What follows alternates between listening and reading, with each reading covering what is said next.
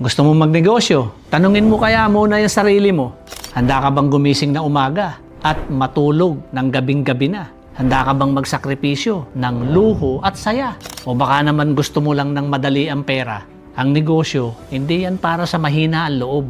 Hindi yan para sa madaling sumuko at puro reklamo. Kasi kung gusto mong magtagumpay, dapat matibay ka. Dahil walang negosyo na hindi dumaan sa hirap. Sa una, lugi. Sa una, kulang. Minsan nga, ikaw pang naglalabas ng pera. Pero kung tatagal ka, tinitiyak ko sa'yo, may patutunguhan.